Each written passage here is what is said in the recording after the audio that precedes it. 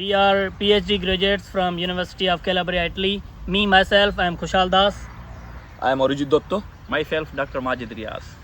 आज हम आप लोगों को बताना जा रहे हैं कि पीएचडी की जर्नी क्या होती है, पीएचडी को कैसे सेक्योर किया जाए और पीएचडी में क्या क्या मुश्किलात आती हैं और पीएचडी के बाद क्या होता है, उसका फ्यूचर क्या होता है। तो इस सारी पॉडकास्ट में हम सारी ये डिस्कशन करेंगे। इस डिस्कशन में आगे जाने से पहले मैं अपना इंट्रोडक्शन करा देता हूँ।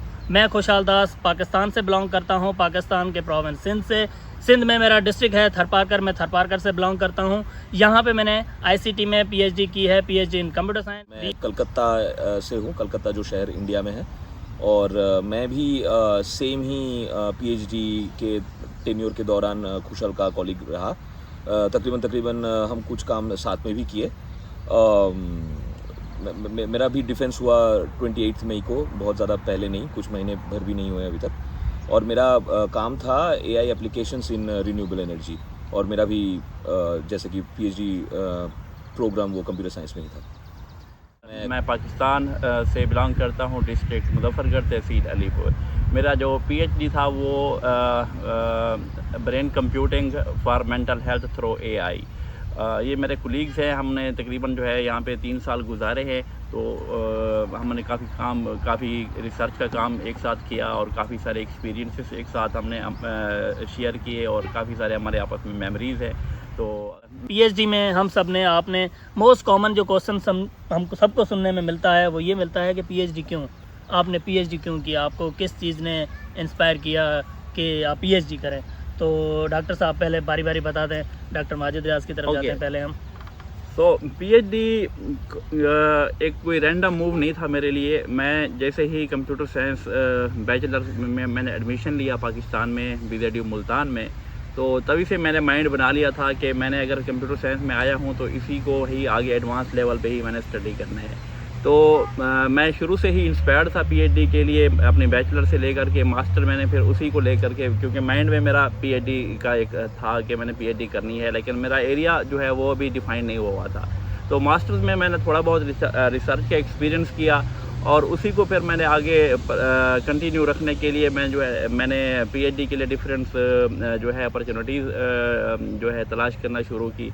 और काफ़ी कुछ टाइम लगा भी सही इस अपॉर्चुनिटी को फाइंड करने के लिए। तो उसके बाद मैं जो है यहाँ पे पीएचडी करने आ गया। बेहतरीन, बहुत बेहतरीन आपने बताया कि आपका पहले ही क्लियर था कि आपने पीएचडी को परसू करना है ड्यूरिंग योर बैचलर्स। तो पर मेरा कुछ थोड़ा डिफरेंट था। मेरा ये था कि मैं after bachelors as a games developer, as a mobile games developer काम कर रहा था और ड्यूरिंग उसके मैंने मास्टर्स शुरू की। जैसे मैंने मास्टर्स की तो मास्टर्स के दौरान मैंने रिसर्च पे काम किया, तो उसके दौरान ही मेरा ये इंटरेस्ट डेवलप हुआ कि मैं पीएचडी की तरफ जाऊं और रिसर्च में ज़्यादा काम करूं और रिसर्च ओरिएंटेड में आगे अपना फ्यूचर परसू करूं। तो मेरा तो इस तरह है। अब देखते हैं डॉक्टर अरिजीत को किस चीज़ ने इंस्पायर किया पीएचडी करने के लिए। Thank you to both of you. बहुत ही अलग अलग जर्नी रही शायद आप दोनों की, मेरे भी कुछ अलग एक्सपीरियंस है। मेरा जो बैकग्राउंड है, मतलब starting from my graduation, it was not exactly like engineering. मैंने बीएससी और एमएससी किया था कंप्यूटर साइंस में अपने खुद के शहर से, और मैं कॉरपोरेट सेक्टर में भी थोड़े देर नौकरी की, कुछ साल किया। और उसके अलावा भी मैंने एजुकेशन बैकग्राउंड में भी कुछ अलग एज एन एजुकेटर काम करता रहा। और उस दौरान मुझे रियलाइज़ हुआ कि मुझे टीचर बनना है, क्योंकि मैं एज अ टीचर बेहतर काम कर रहा था कंपेयर टू जो कॉर्पोरेट रोल्स थे उसके कंपैरिजन में। हालांकि देखा जाए तो उसके बाद मैंने डिसाइड किया कि चलो ये जो डिग्रीज़ मैंने ली है ये सफिशिएंट नहीं है, तो एक और मास्टर्स डिग्री किया जाए जिसको कहा जाता है masters of technology in India और एमटेक। तो वो मैंने इंफॉर्मेशन टेक्नोलॉजी में किया, हमारे इंडिया में ही, यूनिवर्सिटी ऑफ हैदराबाद से। और वो करने के बाद मैंने एक कॉलेज में भी पढ़ाया, इंजीनियरिंग कॉलेज में कुछ महीने। और वो पढ़ाते वक्त ही मुझे बाकी टीचर्स को देख के ये समझ में आया अगर मुझे ग्रो करना है इस फील्ड में तो मुझे पीएचडी होनी चाहिए। तो मैं कहूँगा कि ये जो पर्टिकुलर रिसर्च करने का जो इंटरेस्ट मुझे आया या फिर जो मोटिवेशन मुझे आया, वो ये टीचिंग करने का ही जो जज्बा था उसी से आया कि मैं कुछ अगर अलग से सोसाइटी में कंट्रीब्यूट कर पाऊँ और वही चीज़ मैं अगर अपने स्टूडेंट्स को सिखा पाऊँ, वो एक बहुत बेहतरीन चीज़ होगी। तो इस वजह से मैं पीएचडी करने का सोचा था। Thank you, great. एक और चीज़ कि हम जब भी बाहर निकलते हैं अपने कंट्री से बाहर, जैसे आप इंडिया से निकले, मैं पाकिस्तान से, माजिद भी पाकिस्तान से, तो हम डिफरेंट एरियाज से निकलते हैं अपने कंट्री के। तो बाज़ औक़ात हम पहली दफ़ा किसी कंट्री के में मूव होते हैं तो बहुत सारे चैलेंजेस होते हैं। तो चैलेंजेस पे हम बाद में जाते हैं। पहले मुझे ये बताएं कि आप लोग इससे पहले, इटली आने से पहले, क्या आप लोगों का पहले इस तरह का एक्सपीरियंस रहा है आउट ऑफ द कंट्री? मेरे ख्याल से मतलब मेरी बारे में बात करूँ तो मेरा नहीं था। ये पहली दफ़ा ऐसा हुआ कि मैं अपनी मुल्क से बाहर आया और मतलब वो भी डायरेक्टली इटली में मैंने लैंड किया। और अपार्ट फ्रॉम इटली, हाँ ज़रूर इटली में रहते हुए, रिसर्च के काम करते हुए, कॉन्फ्रेंसेस वगैरह के लिए मुझे काफ़ी सारे देशों में घूमना पड़ा, लेकिन वो पूरे ही शेंजन एरिया में ही मैंने घूमा। इनफैक्ट अब्रॉड पीरियड के लिए मतलब यहाँ पे एक चीज़ लाजमी है यहाँ के स्कॉलरशिप में, जो जिसके बारे में आगे भी डिस्कस करेंगे। एक चीज़ लाजमी है, आपको करना ही है, वो है 3 मंथ का अब्रॉड पीरियड, जहाँ पे एक दूसरे किसी मुल्क में आपको जाना पड़ता है, जाके वहाँ पे रिसर्च करना पड़ता है। तो वो किसी मिनिमम 3 मंथ का होता है, किसी किसी का साल 1.5 साल भी हो सकता है, वो डिपेंड करता है सिचुएशन। तो ऐसे करके देखा जाए तो मैं ऑस्ट्रिया में भी गया था during my stay here for 3 months and फिर और 1 मंथ के लिए मैं स्विट्ज़रलैंड भी गया हुआ हूँ। और इसके अलावा मैं कॉन्फ्रेंस वगैरह और बाकी चीज़ों के लिए और थोड़ा सा घूमने फिरने के लिए भी मैं यूरोप में और भी 6-7 देश और मैंने घूमा। बस ऐसा ही तजुर्बा रहा मेरा बाहर का यहाँ पे। बेहतरीन। अगर आपका पहले नहीं रहा तो कोई मसला नहीं, उसके बाद तो आपने पीएचडी में बहुत घूमा है, बहुत ज़्यादा आपने एकेडमिक टूर्स भी किए हैं, ये बहुत अच्छा रहा है। जैसे मेरा मैं बता दूँ, मैं ड्यूरिंग बैचलर्स में यूएसए गया था। मेरा यू ग्रेड था, सेमेस्टर एक्सचेंज प्रोग्राम। आप लोगों को पहले मैंने जैसे बताया था कि मेरा U grad semester exchange programme था 2017 में। तब मैं एक सेमेस्टर के लिए यूनिवर्सिटी ऑफ विस्कॉन्सिन में गया था। स्टूडेंट से बैचलर के? जी हाँ, मैं बैचलर्स के था 5th सेमेस्टर में, तब मैं गया था एक सेमेस्टर के लिए। तो उसके बाद वेरी नेक्स्ट मेरा इंटरनेशनल। कौन से शहर में गया था? मैं गया था रिचलैंड सेंटर में। रिचलैंड सेंटर वो छोटा सा विस्कॉन्सिन का एक विस्कॉन्सिन एक स्टेट है, राइट? तो उसका एक छोटा सा सिटी है, वहाँ पे कम्युनिटी कॉलेज है, एक यूनिवर्सिटी ऑफ विस्कॉन्सिन का ये कम्युनिटी कॉलेज है। तो उसमें मैं गया था, मेरा पूरा सेमेस्टर का उधर था। और उधर apart from academics cultural experience रहा, बहुत सारे स्टेट्स, मैं 10 स्टेट घूमा वाइल दैट 1 सेमेस्टर। तो मेरा बहुत अच्छा एक्सपीरियंस रहा उधर। उसके बाद मेरा यही इटली वाला ही इंटरनेशनल एक्सपीरियंस रहा है, एक्सपोजर रहा है। तो डॉक्टर माजिद, आपके साथ क्या सीन है? आप पहले गए हुए कहीं?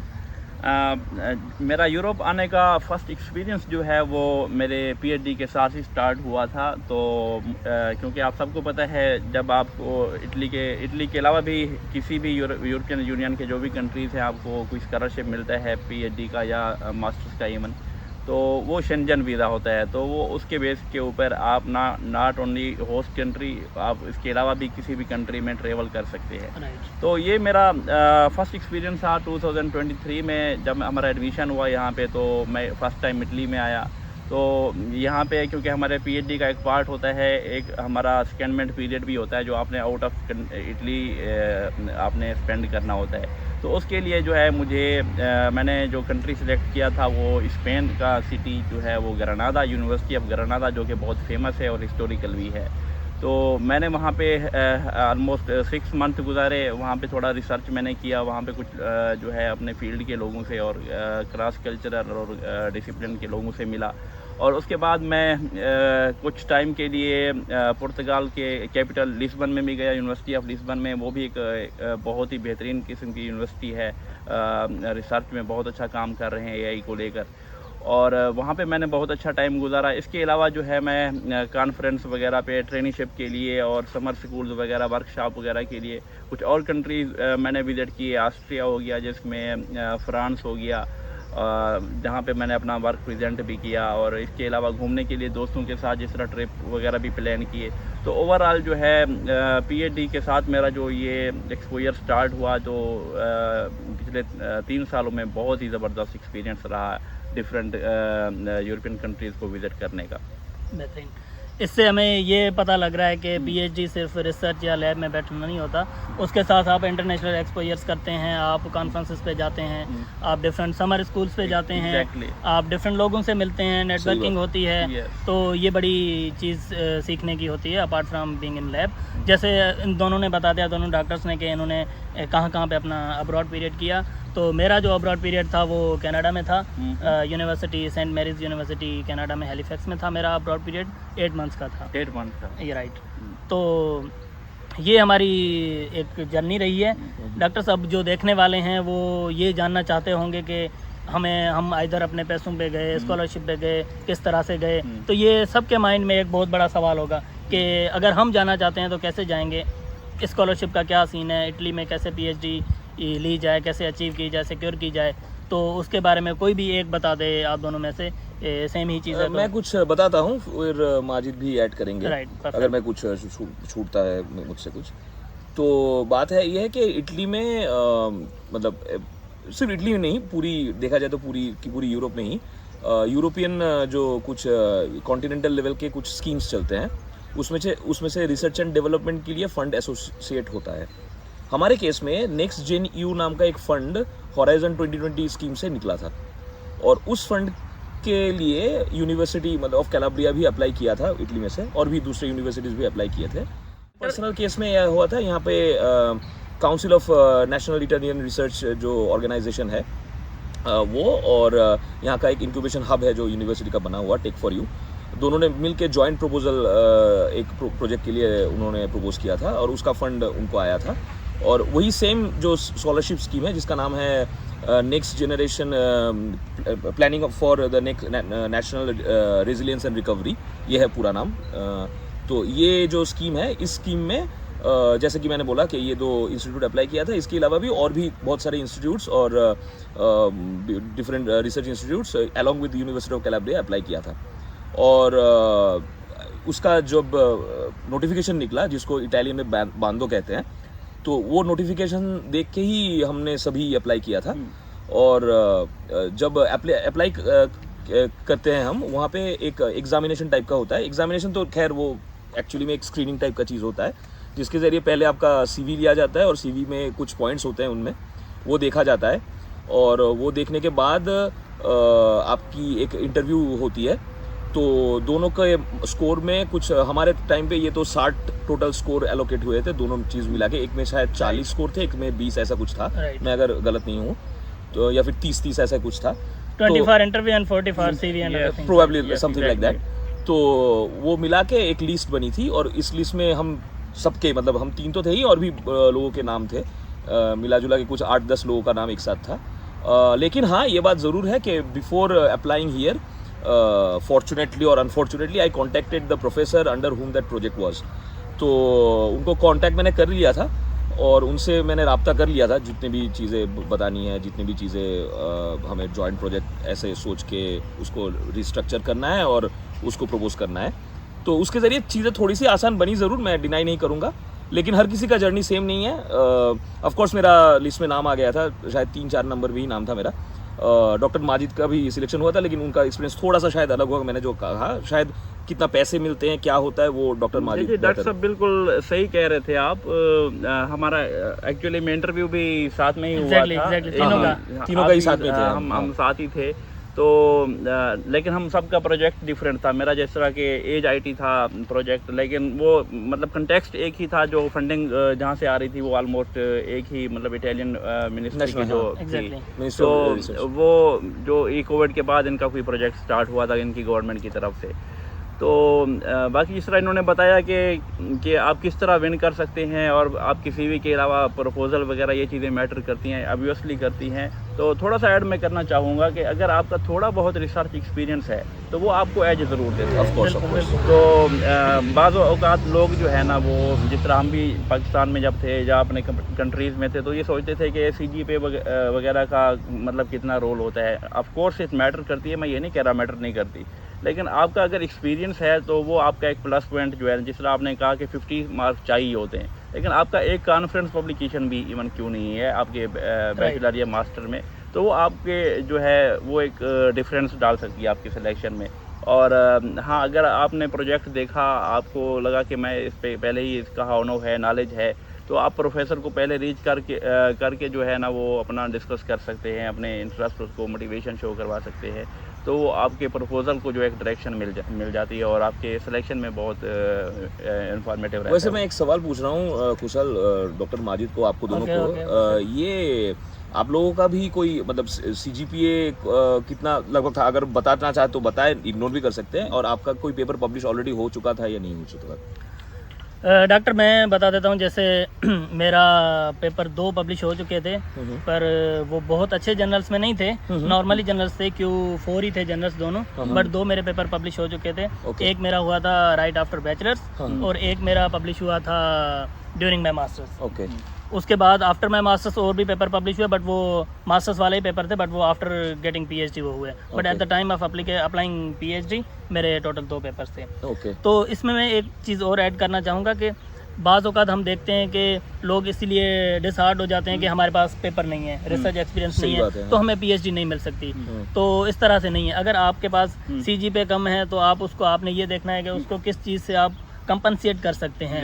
अगर आपके पास CGPA नहीं है, आपका रिसर्च अच्छा है, तो ये आपका एक प्लस पॉइंट हो गया। या आपके पास रिसर्च एक्सपीरियंस नहीं है, आपके पास इंडस्ट्री का एक्सपीरियंस है, that is also plus point. तो ये सारी चीज़ें होती हैं कि एक चीज़ नहीं होती, क्योंकि वो पॉइंट्स भी वैसे डिवाइड होते हैं। ऐसा नहीं है कि Exactly. पॉइंट्स सिर्फ और सिर्फ आपके करिकुलम के CGPA ही मिलता है, बाकी चीज़ों में पॉइंट्स डिस्ट्रीब्यूटेड रहते हैं। CV के जो मार्क्स होते हैं ना, वो बताते हैं। CV में अगर वो देख, CV के मार्क्स इस तरह से हैं कि CV में आइदर इसने अच्छा जॉब एक्सपीरियंस लिखा रखा है, इसका है या नहीं है, आइदर इसका रिसर्च है या नहीं है, आइदर इसका CGPA अच्छा है या नहीं है। उन सब चीज़ों को मिला के CV के मार्क्स बनते हैं। तो एक चीज़ मैटर नहीं करती, सारी चीज़ें मैटर करती हैं। सारी अच्छी हैं तो फिर डॉक्टर साहब आप बिल्कुल सही कह रहे हैं कि एक चीज़ मैटर नहीं करती, थोड़ा थोड़ा पार्ट हर चीज़ का होता है। और आपने जो CV बना रखी है उसको ही, आपका CV जो है वो आपका पहला ही इंट्रोडक्शन होता है, जो पैनल होता है उसके सामने। तो CV बहुत इंपॉर्टेंट होती है, आपने उसमें कौन कौन से कंपोनेंट इंक्लूड किए हुए हैं। तो जहाँ तक रिसर्च एक्सपीरियंस का मेरा प्रीवियस मतलब जब मैंने इनको CV भेजी थी तो मेरे पास उस टाइम पे 2 कॉन्फ्रेंस पब्लिकेशन थी और एक मेरा जो है जर्नल सबमिट हुआ था। तो ये मुझे जो जहाँ तक लगा है, जो मेरा जो मतलब एडमिशन यहाँ पे हुआ था, तो वो मेरी जो पब्लिकेशन थी ना, वो क्योंकि उन्होंने मेन रोल प्ले किया था, क्योंकि उस टाइम कंपटीशन में मेरे साथ और लोग भी थे इसी प्रोजेक्ट पे। तो जब यहाँ पे मैं पहुँचा तो मुझे जो है कुछ सोर्सेज से पता चला कि जो आपकी पब्लिकेशन थी ना, उसने आपकी सिलेक्शन में रोल प्ले किया है। तो वो कहने का मकसद ये है कि 1 या 2 पब्लिकेशन भी होना, लेकिन रेलिवेंट हो, तो वो बहुत इंपॉर्टेंट हो सकती है। बाद औक़ात लोग ये भी सोचते हैं कि पब्लिकेशन तो 1 है, मेरी 2 हैं, तो इससे तो नहीं काम चलेगा। ऐसा नहीं होता। आपकी अगर एक भी पब्लिकेशन है लेकिन वो आपकी रेलिवेंट है, जिस प्रोजेक्ट से पे आप अप्लाई कर रहे हैं, तो वो आपकी जो है ना उन लोगों से 1000 गुना बेहतर है जिसकी 10 पब्लिकेशन है लेकिन रेलिवेंट नहीं है उस प्रोजेक्ट के हवाले से। बिल्कुल। तो ये मेरा मतलब बिल्कुल आपने सही कहा, ऐसा ही है। तो जो बंदा आपको हायर कर रहा है PhD में, वो इसीलिए हायर कर रहा है कि उसके पास पर्टिकुलर प्रोजेक्ट है, उस प्रोजेक्ट पे आप काम कर सकें। तो अगर जैसे आपने बताया रेलेवेंट एक्सपीरियंस है, तो फिर उनको ज़्यादा ये मिल जाता है कि ये बंदा इस प्रोजेक्ट पे काम कर सकता है। सही बात। और ऐड करना चाहूँगा रिसर्च प्रपोजल का। आपने थोड़ा बहुत बता दिया था बीच में रिसर्च प्रपोजल का। जैसे हम तीनों का जब एप्लीकेशन हमने सबमिट किया, जब हमारा एप्लीकेशन चल रहा था PhD का, उस टाइम पे हमें डिफरेंट टॉपिक्स मिले थे। डिफरेंट टॉपिक्स पे नंबर ऑफ़ PhD स्कॉलरशिप्स थी। जैसे मेरा जो टॉपिक था उस पर 1 PhD स्कॉलरशिप थी। इन दोनों के केस में भी सिमिलरली ऐसा ही था। तो उस टॉपिक को देख के हमने एक अच्छा सा रिसर्च प्रपोजल बनाना होता है।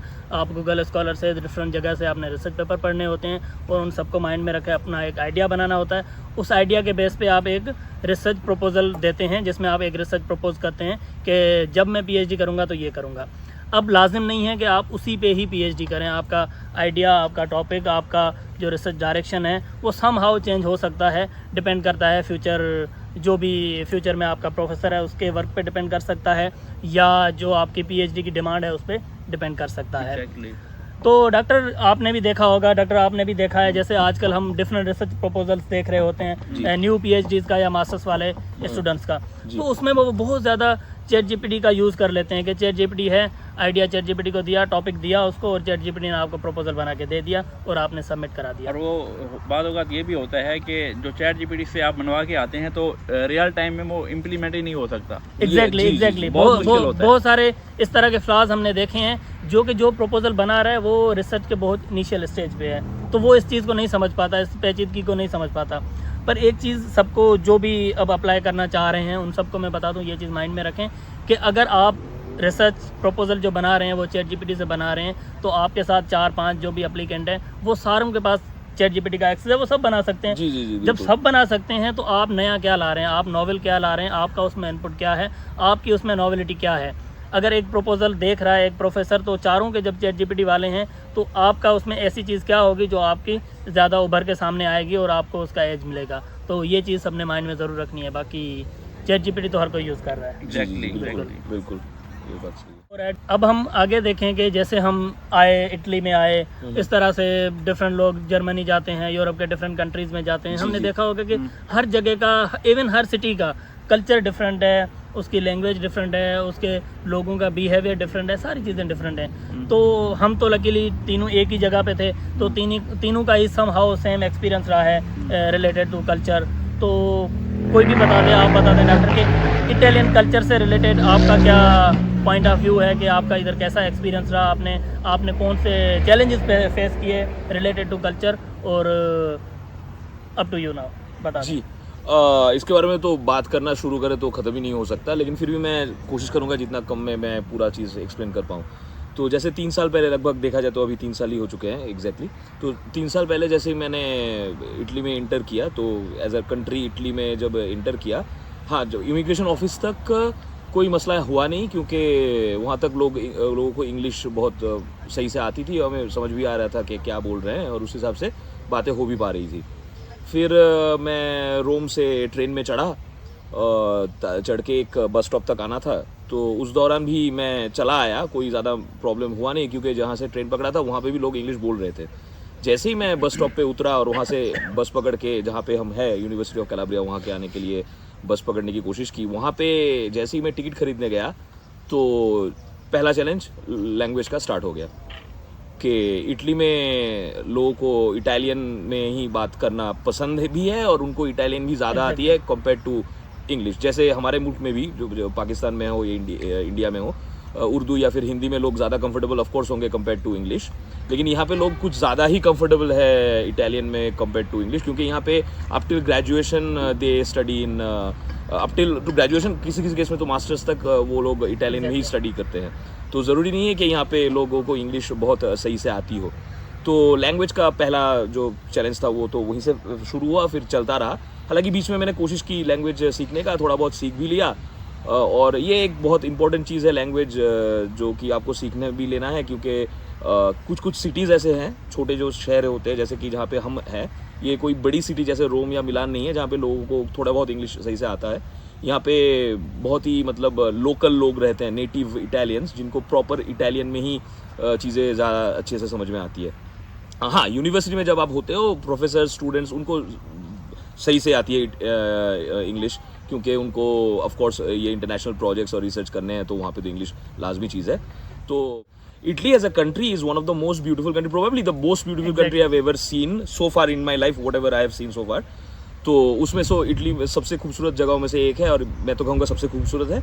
और लोग भी यहाँ पे बहुत अच्छे हैं। जो भी आप रिसेंट इंसिडेंट्स हम सुनते रहते हैं दूसरे इंग्लिश स्पीकिंग कंट्री या नॉन इंग्लिश स्पीकिंग कंट्री से भी, थोड़े बहुत चीज़ों को लेके थोड़ा सा ऊपर नीच हो रहा है, हम सब कॉन्टिनेंट से जो लोग आते हैं उसके कंपैरिजन में मैं कहूँगा साउथ यूरोप में इटली हो गया, स्पेन हो गया, पोर्तुगल हो गया, और भी बहुत सारे बॉल्कन कंट्रीज़ वगैरह है, वहाँ पे भी लोग बहुत अच्छे हैं, बहुत फ्रेंडली है, बहुत ओपन है। थोड़ा सा टाइम देना पड़ता है, लेकिन अगर आप उनके भाषा अगर थोड़ा बहुत सीख लेते हैं, फिर तो आपकी ज़िंदगी बहुत आसान हो जाती है। और इटली में खाना तो मशहूर है, खाने के बारे में बाकी लोग भी बात करेंगे। मैं बहुत इटालियन खाता हूँ, इनफैक्ट हम यहाँ पे कैंटीन में इटालियन खाना ही सुबह शाम दोनों दफ़ा खाते हैं। बाकी शायद बहुत कुछ बोल दिया, लेकिन ये लोग और भी बोल सकते हैं। बिल्कुल बिल्कुल डॉक्टर, जब हम कल्चर की बात करते हैं यूरोप में स्पेशली, तो लैंग्वेज का तो मेन रोल आता है। अगर कोई इंडिया से, पाकिस्तान से, उस जगह से आ रहा है इधर, और उनको लैंग्वेज इधर की नहीं आती, तो बहुत ज़्यादा प्रॉब्लम होता है इनिशियली। बाद में आप इंटेंशनली और अनइंटेंशनली अगर आप इधर रह रहे हो तो आप बहुत सारी चीज़ें सीख जाते हैं। जैसे मैंने प्रॉपर क्लासेस लेके नहीं सीखा, फिर भी मैं थोड़ा बहुत अल्फाज हमें आते हैं, मुझे माजिद को, जैसे डॉक्टर की बात करें, डॉक्टर ने बहुत अच्छे से क्लासेस लेकर प्रॉपर इटालियन सीखी, तो डॉक्टर बहुत अच्छा कम्युनिकेट कर लेते हैं इटालियन। कल्चर की अगर बात करें तो फूड का तो बहुत ही अच्छा इधर इटालियन फूड है, पर अगेन डिपेंड करता है कि किसको कौन सी चीज़ अच्छी लग रही है। किसी को पास्ता अच्छा लग रहा है या नहीं लग रहा है, किसी को पिज़्ज़ा अच्छा लग रहा है या नहीं लग रहा, ये चीज़ मैटर करती है। या इस तरह के भी लोग हमने देखे हैं इंडिया से, पाकिस्तान से, वो इधर आते हैं, कहते हैं बहुत सारी चीज़ें ठीक हैं, हम इधर सर्वाइव कर लेंगे, पर खाना हमें अपना देसी खाना चाहिए। वही तो ये तो होता है। जैसे हम तो खा लेते हैं मेंसा पे, मेंसा जो हमारा इधर कैंटीन है उस पर हम सुबह भी खा लेते हैं, शाम को भी खाना खा लेते हैं। जी। पर बहुत सारे लोग ऐसे हैं जो खाना बनाते ही हैं अपना, मॉर्निंग में, इवनिंग में, हर टाइम अपना कुकिंग खुद करते हैं। तो ये वेरी करता है फ्रॉम पर्सन टू पर्सन। और डॉक्टर कुछ आप ऐड करना चाहें इसमें? जी बिल्कुल, आप दोनों बिल्कुल सही कह रहे थे। ख़ास तौर पे लैंग्वेज को लेके मैं यही कहूँगा कि अगर आपने इटालियन कल्चर एंजॉय करना है तो उसके लिए लैंग्वेज आना बहुत इंपॉर्टेंट है। अगर आपको लैंग्वेज आ जाती है तो मुझे नहीं लगता कि यूरोप में इटली से बेटर कोई कंट्री। यहाँ के जो लोग हैं वो फ्रेंडली हैं, बहुत ज़्यादा वेलकमिंग है, हैंग आउट करते हैं, गॉसिप्स करते हैं और इनको पसंद भी है। तो बाज़ औक़ात यहाँ पे लोग, मैं एक और चीज़ ऐड करना चाहूँगा, तो लोग समझते हैं कि हमारे साथ थोड़ा डिस्क्रिमिनेट हो रहा है। एग्जैक्टली। तो मेरा ये मानना है कि वो जो हमें फीलिंग्स है ना कि हमें हमारे साथ डिस्क्रिमिनेशन हो रही है, वो लैंग्वेज का असल लैंग्वेज गैप ही उसका है। अगर आपको लैंग्वेज आ जाती है तो एज सच इसमें ऐसी कोई बात ही नहीं है सिरे से, मतलब ये एग्जिस्ट ही नहीं करता। बाकी अच्छे बुरे लोग हर जगह पे होते हैं, तो ओवरऑल ये लोग बहुत अच्छे हैं। अगर आपको लैंग्वेज आती है, जिन लोगों को इंग्लिश आती है, यहाँ पे इटालियंस को, बहुत सारे इटालियंस जो हैं यहाँ पे जो खास तौर पे यूनिवर्सिटी के अंदर हैं, वो तो इंग्लिश उनको तो आती है, उनके साथ तो कोई प्रॉब्लम नहीं है। लेकिन आपने ऑफ कोर्स मार्केट में जाना होता है, ग्रॉसरी करनी होती है, और इसके अलावा भी आपके और भी काम हो सकते हैं, जैसा कि डॉक्यूमेंटेशन वगैरह के लिए आपने जाना होता है।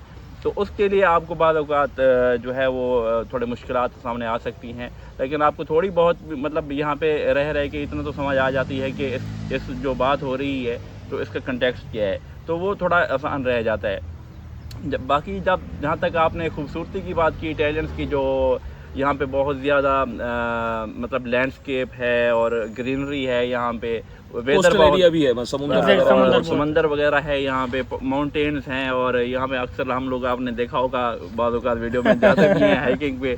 तो इसके अलावा यहाँ पे मतलब वेदर की बात करें तो वेदर बहुत ज़बरदस्त है पूरे यूरोप में। अगर आप इस तरह का जो वेदर है कुछ बहुत ही कम यूरोप में मिलेगा, जिस तरह के आपको स्पेन में मिलेगा या इटली में मिलेगा या कुछ और कंट्रीज हैं। बाकी जगह पे तकरीबन जो है ना वो ठंड बहुत ज़्यादा रहती है, बारिश बहुत ज़्यादा रहती है, ख़ास तौर पे अगर आप दूसरे इलाकों में जाएं, जिस तरह के नॉर्वे, स्वीडन वगैरह की साइड पे जाएं, तो वहाँ पे थोड़ा ये जो है वेदर बहुत टफ होता है। डॉक्टर खुशल, एक बात मुझे पूछनी थी, माजिद ने बहुत अच्छी बात कही यार। यहाँ पे वो आप अगर फोकस करें थोड़ा सा ब्यूरोक्रेसी को लेके, इटालियन, ये कैसा रहा आपका एक्सपीरियंस 3 साल में? इस पे मैं आने ही वाला था आपने पूछ लिया। तो लैंग्वेज का तो चैलेंज होता ही होता है शुरू में सबको, जो भी आता है, पीएचडी स्टूडेंट है, मास्टर्स या बैचलर्स स्टूडेंट है। उसके बाद जो सबसे बड़ा चैलेंज है वो इधर है, इधर की ब्यूरोक्रेसी का, इधर की डॉक्यूमेंटेशन का। आपने परमेसो दी सोजॉर्नो बनाना है, उससे पहले आपने फिस्कल कोड बनाना है, उससे पहले आपने ईजे बनवाना है, तो या यूनिवर्सिटी से आपने कोई लेटर्स लेने हैं। तो इस सारे प्रोसेस में सबसे ज़्यादा नंबर 1 चैलेंज आता है बिकॉज ऑफ लैंग्वेज। तो आप उनको कम्युनिकेट नहीं कर पाते कि हाँ आपको कौन सी चीज़ चाहिए। जी। तो मोस्टली जो हमारे लोग आते हैं वो एक ऑफिस से जाते हैं दूसरे ऑफिस, वो उनको तीसरे ऑफिस भेजते हैं, इस तरह से वो गोल चक्कर लगा रहे होते हैं ऑफिस का। तो ये बहुत बड़ा एक इधर चैलेंज होता है डॉक्यूमेंटेशन का, नंबर 1। नंबर 2 ये चीज़ें हैं कि हम जहाँ से आते हैं, जिस एरिया से आते हैं, वहाँ पे हम हर चीज़ जल्दी जाते हैं। जैसे आपको कोई चीज़ चाहिए डीसी ऑफिस से, आपने किसी को कॉल कर लिया, आपको चीज़ मिल गई, या आप खुद चले गए, आपने किसी तरह से वो चीज़ ले ली। और किसी की जान पहचान हो तो और बढ़िया, जान पहचान हो तो फिर पाकिस्तान में या इंडिया में हर जगह पे तो रेफरेंस चलता है, तो बहुत इजीली हमको चीज़ें वो मिल जाती हैं। पर यहाँ पे इस तरह से चीज़ नहीं चलती। यहाँ पे हम आते हैं तो हमें लगता है बहुत स्लो सिस्टम है, हमारे पास ऐसे नहीं है, हम बहुत फास्ट करते हैं डॉक्यूमेंटेशन। पर यहाँ पे इस तरह ही चलता है। अगर आपको एक ऑफिस ने कह दिया कि ये पर्टिकुलर डॉक्यूमेंट है, बेशक वो 10 मिनट में बना रहे हैं या 5 मिनट में बना रहे हैं, जितनी देर में बना रहे हैं, अगर उन्होंने कह दिया कि we will give you this document after 1 week, then you must have to wait for 1 week. तो ये यहाँ पे आपको इधर आके पेशेंस सीखना पड़ेगा, आपको सब्र से, सुकून से रहना पड़ेगा। अगर इधर आपने सर्वाइव करना है तो, क्योंकि जल्दबाजी से इधर काम नहीं होगा, स्पेशली डॉक्यूमेंटेशन का।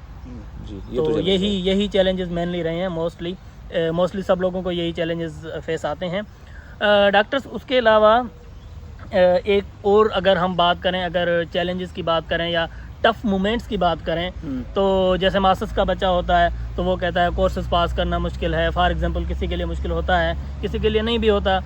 तो इस तरह के चैलेंजेस आते हैं। पर जब हम पीएचडी की बात करते हैं इटली में, तो हमारे पास कोर्सेज का इस तरह के चैलेंजेस नहीं होते नहीं होता। क्योंकि हमारे कोर्सेज का CFU का डिफरेंट सिनेरियो होता है, उसमें ग्रेडिंग वगैरह का सिनेरियो नहीं होता। उसके बाद भी बहुत सारे रिसर्च से रिलेटेड या नॉर्मली कोई और चैलेंजेस, बहुत सारे चैलेंजेस आते हैं पर्टिकुलरली एकेडमिक या PhD से रिलेटेड। तो वो आप लोगों ने अगर कोई इस तरह का चैलेंज फेस किया हो या कोई टफ मोमेंट रहा हो आपका ड्यूरिंग योर PhD, तो डॉक्टर माजिद आप बता दें पहले बेशक। क्योंकि जो मुझे जहाँ तक टफ मोमेंट यहाँ पे फील हुआ है वो ये कि मतलब मैंने कहीं पे जाना था कॉन्फ्रेंस पे प्रेजेंट करने, तो मैंने सारी अरेंजमेंट्स कर ली। एट द मोमेंट मेरे पास जो है वो नहीं है, मतलब यहाँ का ट्रेवल डॉक्यूमेंट नहीं था जिसको हम परमेसो बोलते हैं, तो वो मेरा जो है वहाँ पे मैं नहीं जा सका। दूसरा ये है कि बाकी रिसर्च के हवाले से जहाँ तक टफ मोमेंट्स हैं तो उसमें तो सेटबैक्स होते हैं और ब्रेक थ्रूज भी होते हैं। तो ये डिपेंड करता है कि आपका मतलब कि प्रायोरिटी क्या है। जिस तरह के मैं, क्योंकि रिसर्च में मेरे पास मतलब मेरे साथ हुआ एक दो दफ़ा कि मतलब बहुत ही अच्छी कंट्रीब्यूशन थी मेरी, वो जो है रिजेक्ट होके आई। तो उस पर मतलब उसको हैंडल करना, फिर उसको उनके कमेंट्स को एड्रेस करना, तो ये एक पार्ट था, चैलेंजिंग था लेकिन रिवार्डिंग था। उसमें टाइम लगा है लेकिन हो गया एट दी एंड। तो ये टफ मोमेंट्स मेरे थोड़े रिसर्च को लेकर थे और थोड़े बहुत डॉक्यूमेंटेशन को लेकर थे। जी बिल्कुल बिल्कुल डॉक्टर, जैसे आपने कहा रिजेक्शन का, तो PhD स्टूडेंट है या कोई रिसर्चर है, रिजेक्शन तो उनके सर का ताज होती है। रिजेक्शन तो आनी है ना, आप सीखते नहीं है। बिल्कुल बिल्कुल नहीं जो है वो मेरे एक टीचर थे, वो बोलते थे rejection is first step towards acceptance. जी एग्जैक्टली। और रिजेक्शन से हमें मिलती है टेंशन। हमारे भी एक टीचर कहा करते थे tension is the form of motivation. Tension होगी तो आपको मोटिवेशन मिलेगी, आप आगे ज़्यादा अच्छा काम करेंगे।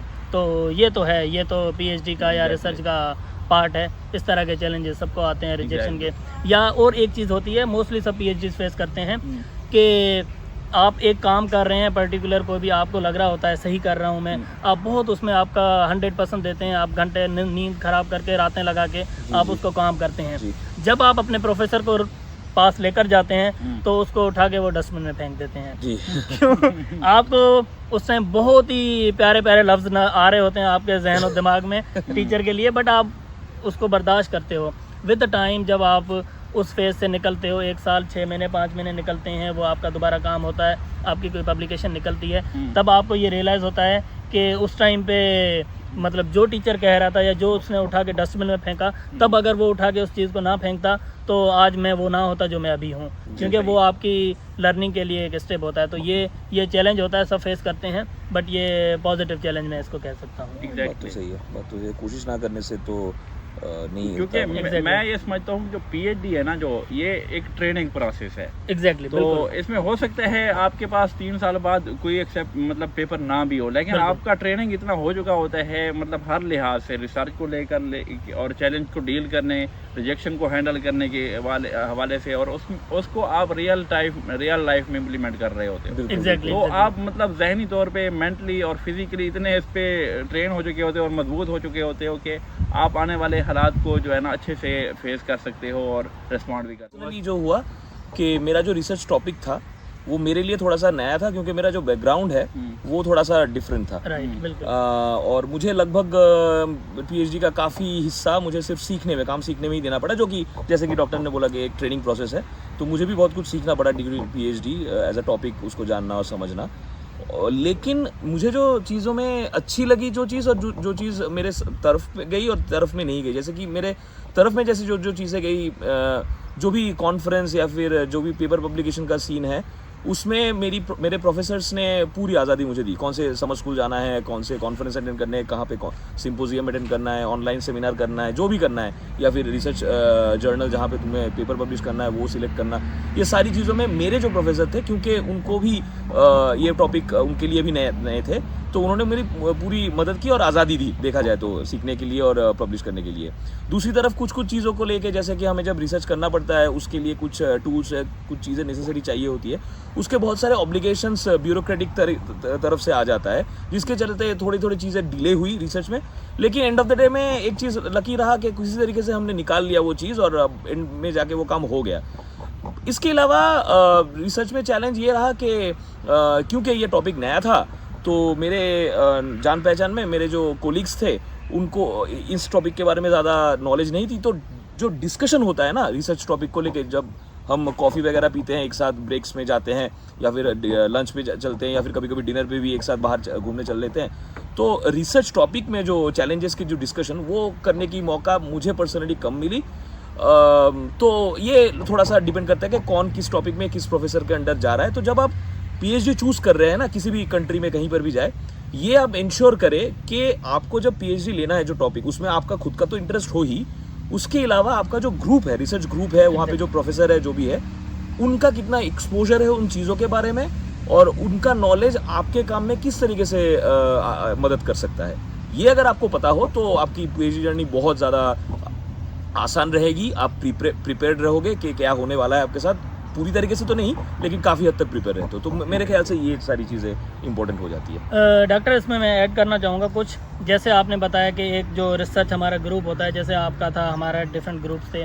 अब ग्रुप्स में ये होता है कि जब मुझे लगता है कि जब आपकी इंडस्ट्री से फंडेड पीएचडी होती है, तो जैसे डॉक्टर माजिद के ग्रुप में, डॉक्टर माजिद को जिस इंडस्ट्री से पीएचडी मिली, उनका अपना टॉपिक है, सारा उनका अपना काम है। तो अब उसी सेम इंडस्ट्री से या उसी सेम कंपनी से बहुत सारे पीएचडीज इनकी लैब में नहीं होंगे, तो डिफरेंट लोगों का डिफरेंट इस तरह का टॉपिक होगा या मोस्टली मिलता जुलता भी नहीं होगा, इस तरह से होगा। तो उस चीज़ में आपने ये बहुत अच्छी चीज़ कही कि आपका जो प्रोफेसर है उसका इंटरेस्ट बहुत अच्छा होना चाहिए। अगर आपका जो लैब है उसका उस तरह का काम नहीं है जिससे आप उस तरह की टेक्निकल डिस्कशन नहीं कर सकते, नंबर 1 ये चीज़। नंबर 2 मैं ये कहूँगा कि अगर यहाँ पे एक लैब है जिसमें यूनिवर्सिटी की फंडिंग्स हैं, यूनिवर्सिटी की अपनी फंडिंग्स हैं जिस पे उन्होंने पीएचडी हायर की हुई है, तो फिर उस लैब का जो सारा जो काम है, उस लैब का रिसर्च एरिया है उस लैब का, तो मोस्टली फिर वो जो पीएचडीज होते हैं उसी लैब वाले जो रिसर्च एरिया है उस पर काम करते हैं, तो उनको बहुत ज़्यादा बेनिफिट होता है क्योंकि सारे अल्टीमेटली एक ही डायरेक्शन में काम कर रहे होते हैं, तो वो बहुत ज़्यादा बेनिफिशियल होता है। बिल्कुल, मैं भी मानता हूँ ऐसी चीज़। मेरे ख्याल में हमने बहुत सारी चीज़ें कवर कर ली हैं डॉक्टर, आई थिंक सो। जी।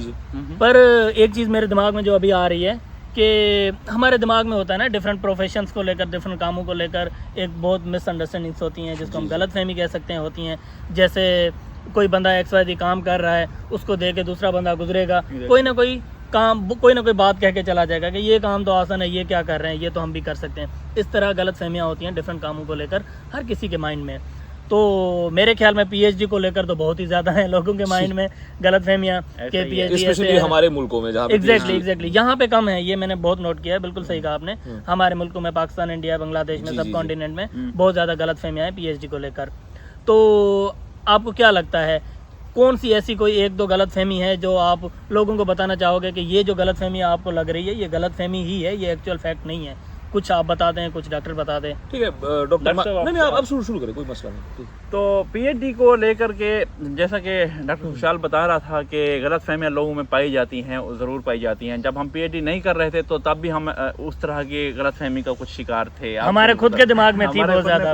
मतलब बहुत ऐसे अजीबोगरीब सवालात थे, गलतफहमियां थी। तो सबसे पहले मैं अपनी अगर बात करूँ ना, तो जब मैं स्टूडेंट था मास्टर्स लेवल पे, तो मैं ये सोचता था कि PhD is about earning, but ये एक्चुअली में अबाउट लर्निंग है। तो अभी भी मतलब कुछ पाकिस्तान में या आपकी कंट्री में जो हमारी कल्चर है, वहाँ पे ये लोग समझते हैं कि पीएचडी जो कर रहे हैं इसका मतलब है इसमें जो है वो फंडिंग मिल रही है, स्कॉलरशिप मिल रहे हैं। ये ऑफ कोर्स इसमें मतलब आपको स्कॉलरशिप मिलता है, लेकिन इसमें आपने लर्न करना होता है।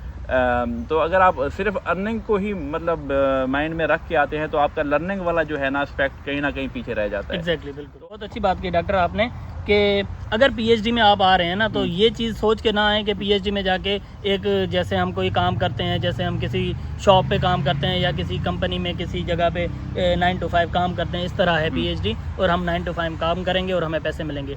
तो इस तरह से नहीं है पीएचडी। अगर आपने करनी है, अगर आप करना चाहते हो, अगर आपके दिमाग में ये चीज़ है, तो ये चीज़ माइंड में रखें कि अगर आपका रिसर्च में पैशन है, अगर एक्चुअल में आप रिसर्च करना चाहते हैं, तो आप पीएचडी की तरफ आएँ। और सिर्फ अगर पैसा देख के आना है तो there are so many other fields, you can go to those fields. Exactly जी। डॉक्टर, आप कुछ ऐड करना चाहेंगे? जी, मैं यही बात कहना चाहूँगा कि पीएचडी जो मतलब चीज़ पूछी जाती है, जो डॉक्टर ऑफ फिलोसफी जो इसका फुल फॉर्म भी है, तो आपको पीएचडी देखा जाए तो टू बी ऑनेस्ट चाहे किसी भी फील्ड से आप करें, एंड ऑफ द डे में जाके पीएचडी का गोल ये होता है कि आप फिलोसॉफिकली क्या नया point of view human kind को दे रहे हो आपकी पढ़ाई के जरिए। बहुत अच्छा। मेन गोल पीएचडी का ये होता है मेरे ख्याल से कि जो पूरी चीज़ें आपने की वो किया, उसका मेन एम क्या था और ये जो रास्ता आपने चुना वो रास्ता क्यों चुना था और उसके जरिए आपने सिंथेसाइज क्या किया एंड ऑफ द डे में जाके कि जो रास्ता आपने लिया, ठीक है, और पूरा 3 साल या 4 साल या 5 साल चाहे कितनी भी टाइम पीरियड आपने इसके पीछे दिया हो, उसका लेने से आपकी जर्नी जो आपने की उससे आपने क्या सीखा। और इसी को चलते जैसे कि मेरा एक एंड ऑब्जेक्टिव हमेशा से था कि पढ़ाना, तो क्या आप किसी और को भी ऐसी चीज़ें करने के लिए इंस्पायर कर सकते हो कि आप रिसर्च ओरिएंटेड माइंड बना सकते हो अपने खुद के मुल्कों में, जहाँ पे और भी ऐसे लोग कंट्रीब्यूट कर पाएँ अपने मुल्क के लिए, नए नए स्टार्टअप्स खोल पाए, नए नए इनोवेशंस हब बना पाए या फिर नया R&D में कंट्रीब्यूशन कर पाए। अगर ये रास्ता आप अचीव कर पाते हो by the time of your research work and after PhD also, if you keep on continuing doing this, then आपका PhD का जो मतलब है वो साकार होता है मेरे ख्याल। बिल्कुल बिल्कुल सही कहा आपने कि आपने जो सीखा है या जो आपके पास है क्या वो उसी ही तरह आप आगे बढ़ा पा रहे हो या नहीं बढ़ा पा रहे। बिल्कुल सही है। इसके साथ डॉक्टर आपने एक और चीज़ बात की PhD कल्चर की हमारे कंट्रीज़ में, पाकिस्तान, इंडिया में, उस जगह पे, तो वहाँ पे मिसकंसेप्शन तो बहुत हैं, उन सबको अगर हम साइड पे रखें तो ये भी एक बहुत बड़ी डिस्कशन है कि वहाँ पे हम ज़्यादा PhDs क्यों नहीं जनरेट कर पा रहे, नंबर 1। नंबर 2, उधर लोग इतना रिसर्च में क्यों इंटरेस्ट नहीं ले रहे। वही लोग, वही पाकिस्तानी, वही इंडियन लोग जब बाहर आते हैं, यूरोप आते हैं या इन जगहों पे आते हैं तो बहुत टॉप नॉच, बहुत एक्स्ट्रा ऑर्डिनरी काम करते हैं, बट वहाँ पे क्यों नहीं कर पाते। जी, मेरे ख्याल से मैं इसका आंसर ऐसे दूंगा कि एक होता है किसी चीज़ का माइक्रो व्यू और होता है किसी चीज़ का मैक्रो व्यू। आप कैसे एक चीज़ को देखते हो, या फिर एक स्टूडेंट का रिसर्च स्टार्ट करने से पहले का जो एक्सपोजर है वो क्या है। हमारे इंडिया पाकिस्तान, मैं पाकिस्तान के बारे में टू बी ऑनेस्ट उतना डिटेल में नहीं पता मुझे। इंडिया में एजुकेशन सिस्टम ऐसा है कि हम लोग मार्क्स के पीछे बहुत भागते हैं, जो ग्रेड्स होते हैं, जो मार्क्स होते हैं, पॉइंट्स होते हैं, उनके पीछे बहुत भागते हैं। तो हमारा थोड़ा बहुत एजुकेशन रट्टा जैसा भी होता है, ठीक है। और रिसर्च एक्चुअली इसका काउंटर प्रोडक्टिव चीज़ होता है। ये more like what you can create from your side from your thoughts and your work so far what you have studied, उससे क्या नया तैयार कर पाते हो, रादर क्या आप पहले पढ़ चुके हो और उसी को पढ़ के याद करके लिख पा रहे हो या नहीं। ये जैसे कि मैंने थोड़ी देर पहले बताया कि सिंथेसाइज करना ज़्यादा इंपॉर्टेंट है यहाँ पे, कि आप जो पढ़ रहे हो उसके साथ क्या कोई और टॉपिक को भी रिलेट कर पा रहे हो, कि वही सेम तरीके से उसको भी आप स्टडी कर सको और उसका भी कुछ रिजल्ट निकल सको, और कंबाइन करके उसका क्या रिजल्ट आता है फाइनली, उसको अगर आप कर पा रहे हो PhD के एंड में जाके, तो उसका मतलब निकलता है। इंडिया पाकिस्तान में ऐसा क्यों नहीं होता, क्योंकि मुझे लगता है कि उसका जो मैक्रो व्यू है हमें बचपन से लेके जब तक हम PhD में आते हैं उतना मिलता नहीं है उसका एक्सपोजर। हमें बना बना ऐसा काम दिया जाता है कि ये काम ऐसे ऐसे ऐसे करो और हम वो करते हैं और उसका रिजल्ट निकलता है PhD पब्लिक। ज़्यादातर इंस्टीट्यूट्स में, कुछ इंस्टीट्यूट ऑफ कोर्स बहुत अच्छे होते हैं, कुछ स्टूडेंट्स भी ऑफ कोर्स दोनों ही मुल्क में बहुत अच्छे काम करते हैं, उनको भी पता है, लेकिन majority of the population are following this path. I think this is one of the main reason of not having so much of R&D work in our countries. Exactly I totally agree with it. जो ये academic culture है हमारे countries में कि जो शुरू से बचपन से बच्चा जो जिस स्कूलिंग जो उसकी होती है जैसे सीखता आ रहा है, वो सारा जो उसका माइंडसेट बनता है, ये बहुत ज़्यादा रोल प्ले करता है कि आप आगे रिसर्च में जाएंगे नहीं जाएंगे या उसको किस तरह से आप परस्यू करेंगे। ये तो एक चीज़ होगी। इसके अलावा डॉक्टर हमने यहाँ पे देखा होगा कि यहाँ पे लोग, कंट्रीज़, कंपनीज़, इंडस्ट्रीज़ ये रिसर्च पे बहुत अच्छा पैसा लगाती हैं, रिसर्च की बहुत ज़्यादा फंडिंग्स होती हैं। सिमिलरली जब हम पाकिस्तान इंडिया में वहाँ पे देखते हैं या जो हमारे PhD फ्रेंड्स हैं वहाँ पे पाकिस्तान इंडिया में, उनसे बात करते हैं या हम अपने प्रोफेसर से बात करते हैं पाकिस्तान इंडिया में, वहाँ पे फंडिंग का बहुत बड़ा इशू है। वहाँ पे रिसर्च पे मेरे ख्याल में पाकिस्तान में तो मैंने यही देखा कि रिसर्च पे बहुत सारे मतलब जो PhD स्टूडेंट होते हैं वो अगर पब्लिकेशन करते हैं तो अपने पैसे देने पड़ते हैं उनको, और वो इतना स्टाइपेंड भी नहीं ले रहे होते ड्यूरिंग देयर PhDs। तो ये जो फिनेंशियल फैक्टर है ये बहुत ज़्यादा रोल प्ले करता है मेरे ख्याल में एक अच्छा क्वालिटी PhD के लिए। ऑफ कोर्स फंडिंग जो है ना वो बहुत इंपॉर्टेंट होती है PhD के लिए, क्योंकि रिसर्च में आपने अपनी कंट्रीब्यूशन कहीं पे रिपोर्ट करनी है, पब्लिश करना है, तो उसके लिए बहुत ज़्यादा फीस होती है। बिल्कुल। तो एक आपने जैसा कि पूछा डॉक्टर खुशहाल ने कि पाकिस्तान में या इंडिया में जो है वही लोग जब यूरोप में आते हैं या USA वगैरह में जाते हैं तो बहुत आउटस्टैंडिंग काम करते हैं। आपने देखे होंगे बहुत बड़े नाम यहाँ पे यूरोपियन यूनिवर्सिटियों में जो है ना, इवन लोग जो है ना उनके मतलब हेड ऑफ द डिपार्टमेंट बने हुए हैं Exactly, we और know them. साइंटिस्ट बने हुए हैं, Exactly. उनके नाम से इंस्टीट्यूट भी हैं इवन यूरोप में। Exactly. तो अगर यही लोग अपने मतलब होम कंट्री जाते हैं तो वहाँ पे जाके फेल हो जाते हैं। तो एक ऑफ कोर्स एक फंडिंग ही होती है, मतलब वहाँ पे इतना ज़्यादा फंडिंग नहीं होती जो, और दूसरा ये है फंडिंग ना होने की वजह से जो पीएचडी जो है ना वो थोड़ा लॉन्ग प्रोसेस हो जाता है। यहाँ पे Exactly. जैसे हमने 3 साल में अपनी पीएचडी जो है वो कंक्लूड कर लेते हैं, लेकिन वहाँ पे बाद औकात 5 साल तो मेरे ख्याल से एवरेज है, अगर मैं गलत नहीं हूँ तो। इन पाकिस्तान इट्स एवरेज, तो इंडिया का मुझे नहीं पता, कम से कम 4 उससे ज़्यादा ही होता तो है। इस वजह से same. वो लोग जो है ना वहाँ पे स्टूडेंट्स जो पीएचडी को जो लेके एक हाइप बना हुआ है कि ये तो है 5-6 साल तो पक्के लगेंगे, उसको लेकर के वो थोड़ा सा हट जाते हैं। इवन उनका फैशन भी होता है, लेकिन रिसोर्सेज नहीं होते, और वो Resources की बहुत एनवायरनमेंट, बड़ी वो कमी है। कल्चर, और वहाँ पे रिस्पॉन्सिबिलिटीज़ भी ज़्यादा होती हैं फैमिली को लेकर के जो है, क्योंकि हमारा सिस्टम है ख़ानदानी निज़ाम थोड़ा, तो ये भी एक मसला है। और ओवरऑल जो है उसके अलावा जिस तरह यहाँ पे लाइफ फास्ट है, वहाँ पे जो एक थोड़ा एक अलग एस्पेक्ट बन जाता है, इस पे अलग डिस्कशन हो सकती Exactly, है। ये कि अलग टॉपिक है, एक बड़ा टॉपिक है। तो करेंगे, ओवरऑल जो है ना, नेक्स्ट वीडियो बनाएंगे मैं इस पे। इस पे यही कहूँगा कि वहाँ पे रिसोर्सेज की जो है ना वो कमी है, और यहाँ पे रिसोर्सेज पूरे हैं, हर Exactly. तरह के रिसोर्सेज की बात कर रहे हैं। जी बिल्कुल बेहतरीन बिल्कुल अच्छा कहा आपने डॉक्टर। मेरे ख्याल में हमने बहुत ही ज़्यादा बातें कर ली, डाइवर्स बातें कर ली, अच्छी बातें कर ली। अब मेरे ख्याल में इसको कंक्लूड करना चाहिए। तो मेरे ख्याल में मेरे माइंड में एक चीज़ आ रही है, जब हम पीएचडी हमने शुरू की थी तो हमारे दिमाग में बहुत सारी चीज़ें थी। अब हम जब यहाँ पे हैं तो अगर हम अपने माइंड में वो 3-4 साल पहले का बच्चा रखें पीएचडी जो शुरू कर रहा था, तो हमारे दिमाग में आता है कि वो अगर बच्चा अभी हो तो उसको मैं क्या एडवाइस दूंगा। अगर 3 साल पहले वाला अरजीत हो, 3 साल पहले वाला माजिद हो, या 3 साल पहले वाला खुशहाल हो, तो वो उनको क्या एडवाइस करना चाहेंगे, कोई एक चीज़। क्योंकि एडवाइस अगर हम शुरू होंगे तो लिस्ट शुरू होगी फिर एडवाइजेस की कि ये भी। तो क्या एडवाइस, जैसे मैं अपने आप से शुरू करता हूँ कि अगर 3 साल पहले वाला खुशहाल होता उसको मैं ये कहूँगा कि नेटवर्किंग पे ज़्यादा फोकस कर, अपने फील्ड से रिलेटेड, अपने काम से रिलेटेड जितने भी वर्ल्ड वाइड लोग काम कर रहे हैं उनसे ज़्यादा अच्छी नेटवर्किंग बना।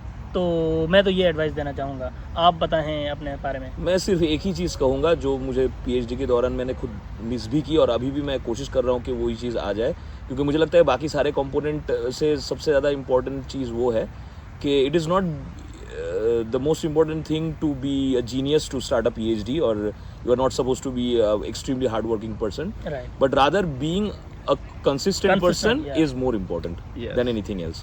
So आप जो भी काम करें वो कंसिस्टेंट, चाहे 2 घंटा काम करें लेकिन 2 घंटा रोज करे काम। रोज करें, बिल्कुल। तो ये ज़्यादा इंपॉर्टेंट होता है, ताकि वो जो प्रैक्टिस है वो रहे, क्योंकि एंड ऑफ द डे में जाके पीएचडी एक तरीके का प्रैक्टिस ही है, जो करेंगे आगे चल के उनको पता चल जाएगा।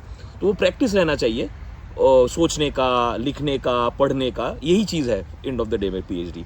तो वो जैसे ही आपका होता है, आपका एक ब्रेन डेवलपमेंट भी अलग तरीके से होता है, आपका सोचना भी थोड़ा सा बढ़ता है, खुलता है। वो अगर करते हो आप कंसिस्टेंटली तो वो उसका असर रहता है बहुत लॉन्ग टर्म। अगर वो कंसिस्टेंटली ना हो, बहुत ज़्यादा ब्रेक आता रहे बीच में किसी भी वजह से, तो वो थोड़ा सा पीएचडी डिस्टर्ब हो जाता है, डिस्टर्ब भी बहुत होता है, ज़्यादा, प्रोसेस भी थोड़ा सा खफा हो जाता है। एग्जैक्टली तो पीएचडी या रिसर्च का भी देखे जाए ना, तो रिसर्च तो यही है ना, कंसिस्टेंसी मांगती है। Exactly. कोई भी रिसर्च हो, कोई भी फील्ड हो, तो पीएचडी कर रहे हो या आफ्टर पीएचडी आप कोई रिसर्च कर रहे हो, तो वो कंसिस्टेंसी तो मांगता है। बिल्कुल, बहुत बेहतरीन बात कही आपने। तो माजिद आप पे आते हैं। बिल्कुल डॉक्टर अरजीज बिल्कुल सही कह रहे थे कि पीएचडी में अगर आप कंसिस्टेंट हैं तो आप एट द एंड कंक्लूजन पे पहुंच सकते हैं। वो जिस तरह एक सेइंग भी है फेमस कि slow and steady wins the race. जी। तो अगर आप कंसिस्टेंट नहीं है, आप हफ्ते में आपने जो है ना लगातार काम कर दिया और आप बाकी 5 दिन जो है आप बिल्कुल ब्रेक पे चले गए, तो वो फिर ओवरऑल मतलब प्रोडक्टिविटी नहीं काउंट होती मेरे मुताबिक। अगर आपने मतलब डेली 2 घंटे 3 घंटे काम किया ना, तो आप एक कंक्लूजन पे पहुंच सकते हैं। तो मेरी एडवाइस भी यही है कि जो भी मतलब हमारे व्यूअर्स हैं जो हमें देख रहे हैं, तो वो ये है कि अपने काम से मतलब 2-3 घंटे जितना भी आपसे होता है, चाहे आपको आगे जो पाथ है आपका क्लियर नज़र नहीं भी आ रहा कि इसका रिजल्ट क्या होगा, लेकिन डेली काम करते रहें तो एट द एंड आप सक्सेसफुल होंगे, आपकी जो है प्रोडक्टिविटी भी इम्प्रूव हो जाएगी। That's it. मैं बिल्कुल एग्री करता हूँ। बिल्कुल। चलें, मेरे ख्याल में बहुत ज़्यादा बातें हमने बता दी हैं, अब हम इस वीडियो को कंक्लूड करते हैं। अब थैंक यू डॉक्टर खुशहाल for arranging all this. Thank you doctor so much. खुशहाल। Thank you guys for coming and joining. और इंशाल्लाह हम नेक्स्ट वीडियो में मिलेंगे एक नए और डिफरेंट टॉपिक के साथ। तो होप करते हैं, उम्मीद करते हैं कि सबको ये वीडियो पसंद आई होगी और बहुत ज़्यादा अच्छी चीज़ें सीखने को मिली होंगी हमारे एक्सपीरियंसेस से। तब तक चाओ। चाओ।